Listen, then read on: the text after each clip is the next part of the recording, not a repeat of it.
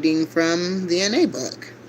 And once again, I lost track of where I was, so we're going to go back to step 2. Step 2. We came to believe that a power greater than ourselves could restore us to sanity. The second step is necessary if we expect to achieve ongoing recovery. The first step leaves us with a need to believe in something that can help us with our power. Okay, you know what? I think I did. I do remember already going over this. Hold on. Do-do-do-do-do.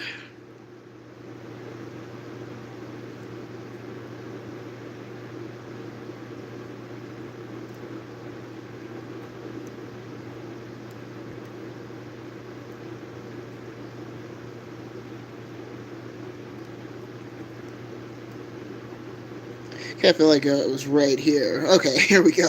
And we're still talking about step 2. No one is going to decide for us. We can call it the group, the program, or we can call it God. The only suggested guidelines are that this power be loving, caring, and greater than ourselves. We don't have to be religious to accept this idea. The point is that we open our minds to believe. We may have difficulty with this, but by keeping an open mind, sooner or later we find the help we need. We talked and listened to others. We saw other people recovering, and they told us what was working for them. We began to see evidence of some power that could not be fully explained. Confronted with this evidence, we began to accept the existence of a power greater than ourselves. We can use this power long before we understand it. See here. As we see coincidences and miracles happening in our lives, acceptance becomes trust. We grow to feel comfortable with our higher power as a source of strength. As we learn to trust this power, we begin to overcome our fear of life. And just one side note here, I've been around long enough and witnessed different things and different people and whatnot to know there is no such thing as coincidence at all. So, okay, here we go. The process of coming to believe restores us to sanity. The strength to move into action comes from this belief. We need to accept this step to start on the road to recovery. When our belief has grown, we are ready for step 3. Step 3. We made the decision to turn our will and our lives over to the care of God as we understood Him. See here. As addicts, we turned our will and our lives over many times to a destructive power. Yep. Our will and our lives were controlled by drugs. We were trapped by our need for instant gratification that drugs gave us. During that time, our total being, body, mind, and spirit, was dominated by drugs. For a time, it was pleasurable. Then the euphoria began to wear off, and we saw the ugly side of addiction. We found that the higher our drugs took us, the lower they brought us. We faced 2 choices. Either we suffered the pain of withdrawal or took more drugs. For all of us, the day came when there was no longer a choice. We had to use. Having given our will and our lives to our addiction in utter desperation, we looked for another way. In Narcotics Anonymous, we decide to turn our will and our lives over to the care of God as we understand Him. This is a giant step. We don't have to be religious. Anyone can take this step. All that is required is willingness. All that is essential is that we open the door to a power greater than ourselves.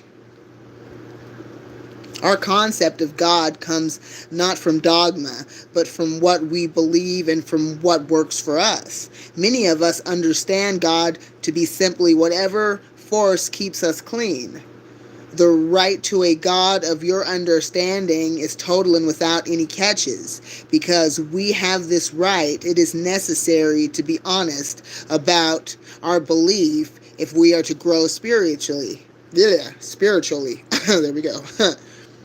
We found that all we needed to do was try. When we gave our best effort, the program worked for us as it has worked for countless others. The third step does not say we turned our will and our lives over to the care of God.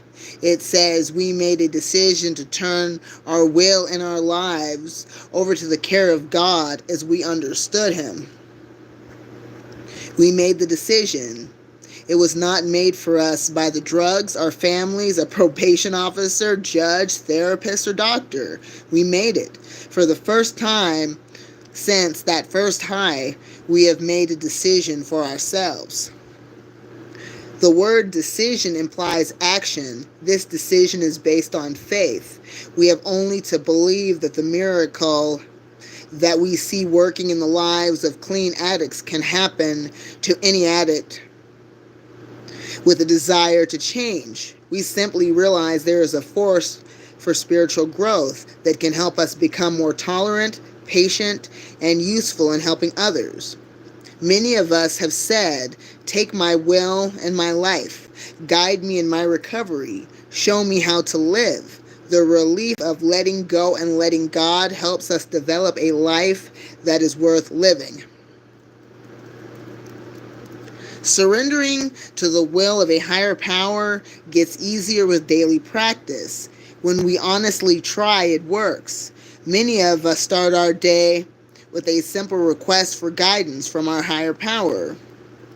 Although we know that turning it over works, we may still take our will and life back. We may even get angry because God permits it. At times during our recovery, the decision to ask God's help is our greatest source of strength and courage. We cannot make this decision often enough. We surrender quietly and let the God of our understanding take care of us. At first, our heads reeled with the questions, what will happen when I turn my life over? Will I become perfect? We may have been more realistic than this. Some of us had to turn to an experienced NA member and ask, what was it like for you? The answer will vary from member to member. Most of us feel open-mindedness, willingness, and surrender are keys to this step. Okay, I'm leaving off on page 48. I'm going to have to write that down because I'm tired of losing my place when I'm trying to read this all to you guys. Yeah, and it really is important turning your will over to God as you understand Him.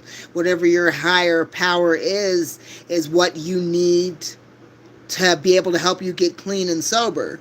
The question I get a lot, and honestly it's almost impossible to answer, is what should I do to try to help a loved one that's still struggling with drug addiction? And it's like, oh man, that's one of those questions to where there's really no answer. The only thing that I can tell a person is just keep praying. Keep praying, keep the faith, and don't give up on your loved one. That's all I can say.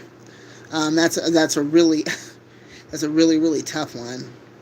So, and if anyone right now who's watching this is struggling with substance abuse and addiction, I have the 24/7 helpline phone number. It's 1-844-289-0879. That's 1-844-289-0879. And they're there 24/7. If you're ready to change, you're ready to turn your life around, you're sick and tired of hitting rock bottom all the time, you're definitely going to want to call that number.